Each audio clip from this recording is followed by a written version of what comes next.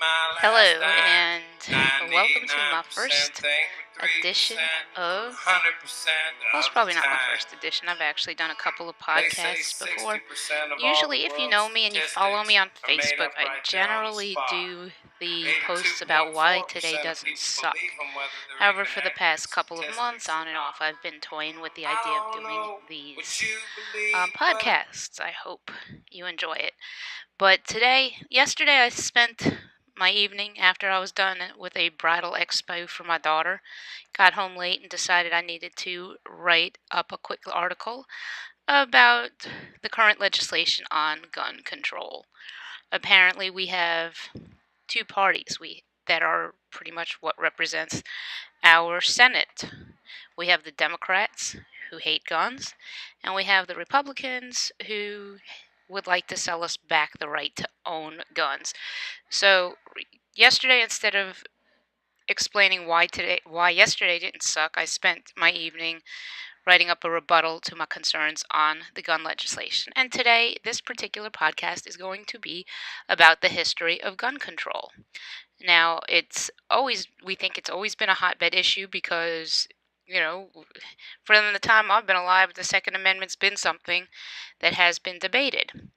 And of course, the first piece of gun legislation came in 1791, and that was known as the Second Amendment. That particular piece of legislation did control the ownership of firearms. What it controlled was the government's ability to tell you that you cannot own it. It gave you the absolute right to own guns. It says specifically in the Second Amendment that your right to own and bear firearms shall not be infringed. I'm not looking at the exact wording of it, but we all know what it says, and we all know that it is continuously under attack.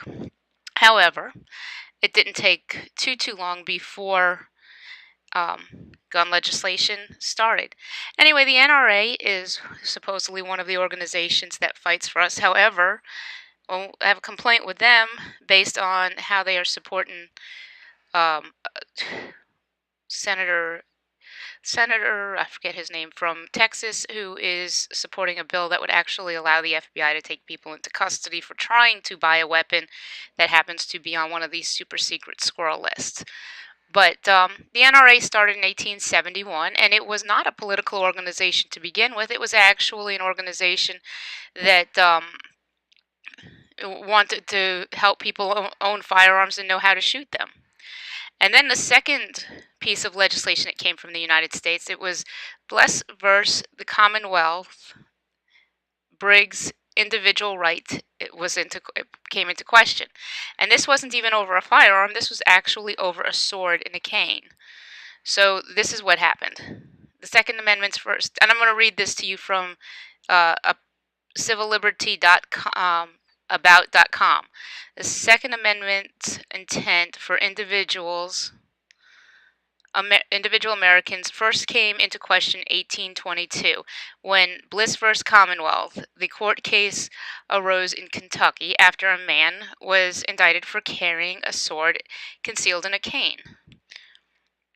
He was convicted and fined $100. Bliss appealed the conviction, citing a provision of the Commonwealth's Constitution that states, and I'm going to quote this, the right of citizens to bear arms in defense of themselves and the state shall not be questioned. In a majority vote, just one judge dissented, but the court overturned the conviction against Bliss and ruled that the law was void. Bliss got his sword back. I'm guessing he got his $100 back too. And of course, we all know or have heard of Dred Scott versus Sandford. And this also upholds the individual rights. This was 1856. The Second Amendment, as an individual right, was affirmed by the Supreme Court of the United States in the decision of Dred Scott versus Sandford in 1856. With the rights of slaves in question, the nation's highest court opined on the intent of the Second Amendment for the first time, writing that affording slaves full rights of American citizenship would include the right to keep and bear arms wherever they went. So that was in 1856. Took a little while before we had another case.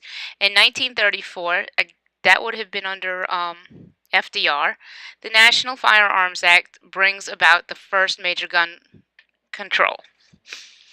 The first major effect to eliminate private ownership of firearms came from the National Firearms Act of 1934, a direct response to the rise of gangster violence in general and the St. Valentine's Day Massacre in particular. The National Firearms Act sought to circumvent the Second Amendment by controlling firearms through tax excises, $200 for each gun sale. The National Firearms Act targeted fully automatic weapons, short-barreled shotguns, and rifle, pen and cane guns, and other firearms defined as quote-unquote gangster weapons.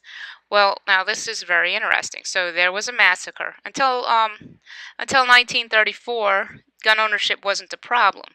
However, one massacre committed by gangsters, illegal people committing illegal acts, is what started the process of taking guns away from all Americans.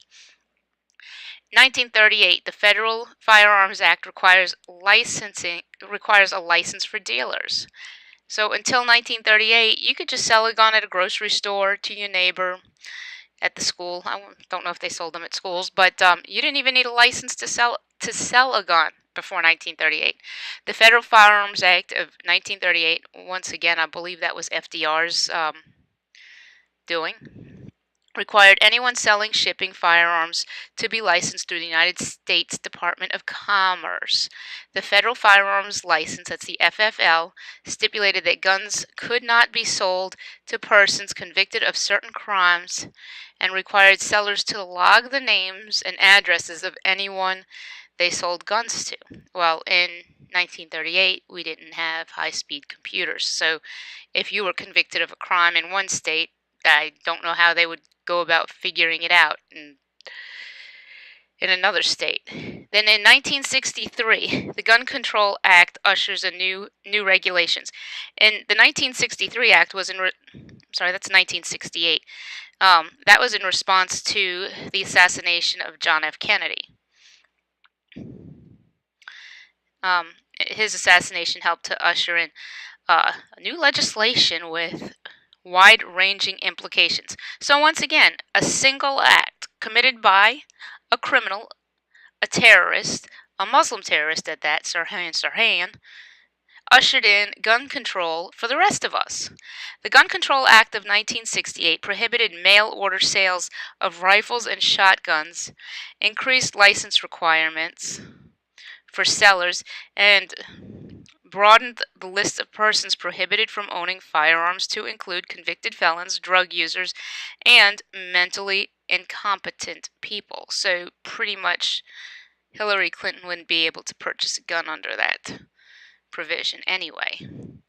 And then in 1994, another act by a criminal brought in new weapons. Well, we know the Brady Act. If you follow or do any research about firearms, you know that every state has a Brady score. And I have to say, I'm proud of Louisiana. I think we have the lowest or among the lowest Brady scores in the whole country. We may have a 2. I'd like us to get to -7 or something. That way we could watch the gun-grabbing statists just pound their heads on the walls like, why? In Louisiana, you only have to be 17 with no convictions to open carry a weapon. However, concealed carry does require a permit. But anyway, let's get back to 1994. The new federal law passed by Democrat-controlled Congress was signed by President Bill Clinton, a Democrat, in 1994. Became the hallmark of gun control efforts in the 20th century. The Brady Handgun Violence Protection Act required a 5-day waiting period and background check for the sale of handguns, while also requiring a national instant criminal background check to be created. Now, I don't exactly know why you would have to wait 5 days to purchase a weapon. There is no other amendment, no other no other constitutional right that you have to wait for. But for some reason, when a criminal breaks the law, the non-criminals have to pay for it. The second, the assault weapons ban. Officially, how is if you can't shoot someone and not have it be an assault. But so officially entitled the Violent Crime Control and Enforcement Act, banned a number of rifles defined as assault rifles, including many semi-automatic military-style rifles, such as the AK-47 and the SKS. Then in 2004, assault weapons ban sunsets. Yeah, that means that it went bye-bye. A Republican-controlled Congress refused to pass a reauthorization of the assault weapons ban in 2004, allowing the ban to expire. President George Bush, a kind of Republican, was criticized by gun control freaks for not actively pressuring Congress to renew the ban, while gun rights supporters criticized him for indicating that he would sign a reauthorization if Congress passed it. Yeah, I would have to say that was a semi-not really Second Amendment-y libertarian view. I'll just sign it. If you ask me to pass a law that violates constitutional rights, I won't sign it if it's up to me, if it's unconstitutional. So then in 2008, D.C. versus Heller is a major setback for gun control. Gun rights proponents were thrilled in 2008 when the U.S. Supreme Court ruled, the District of Columbia versus Heller, that the Second Amendment extends gun ownership rights to individuals. The decision affirmed an earlier decision by a lower appeals court and struck down handgun bans in Washington, D.C. as unconstitutional. Well, that's funny because I am pretty sure that every Secret Service agent who is protecting our president, vice president, their kids, and members of Congress all have handguns. So the law only applies sometimes, but that's cool. I mean, in certain places, law enforcement only can carry guns, and I would say courtrooms, airplanes, as it stands now. The case was lauded as the first Supreme Court case to affirm the right of individuals to keep and bear arms in accordance with the Second Amendment. However, the ruling applied only to federal enclaves such as the District of Columbia. Justices did not opine on the Second Amendment application to states. In 2010, gun owners score another victory in McDonald versus Chicago. Gun rights supporters scored their second major Supreme Court victory in 2010 when the High Court affirmed that individual rights to own guns in McDonald versus Chicago. The ruling, which was an inevitable follow-up to the D.C. Heller, marked the first time that the Supreme Court ruled the provisions of the Second Amendment extended to states. The ruling overturned an earlier decision by a lower court in a legal challenge to Chicago's ordinance banning the possession of handguns by its citizens. I don't know if there's more to this article. This is my first, well, it's not my first time, but this is one of my first times, and I'm hoping to get better at these podcasts.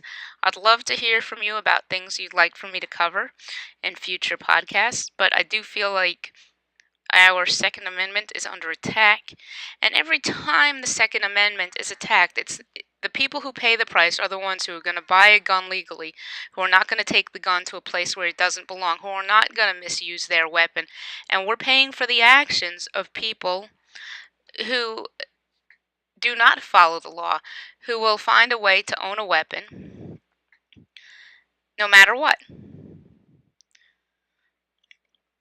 They won't worry about a 5-day waiting period, a 3-day waiting period. They know a guy who knows a guy who can get them a gun. And they're not worried about getting caught with it. So why not expand our Second Amendment rights?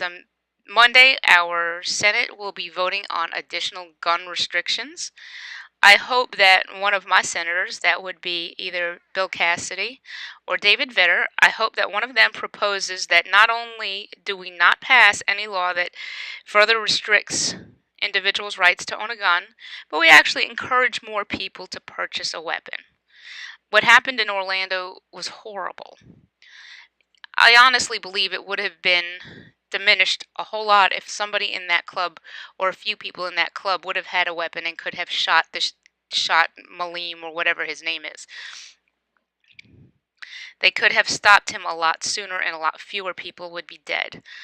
It would also have discouraged more attacks. In Texas, about a year ago, at a Draw Your Prophet Muhammad Club contest, there was an attempted assassination, and it would have been horrible if they had gotten in. But there was two Muslim extremists who came in to shoot up the place. They actually did have they had the AK-47s, which would have done a whole lot of damage.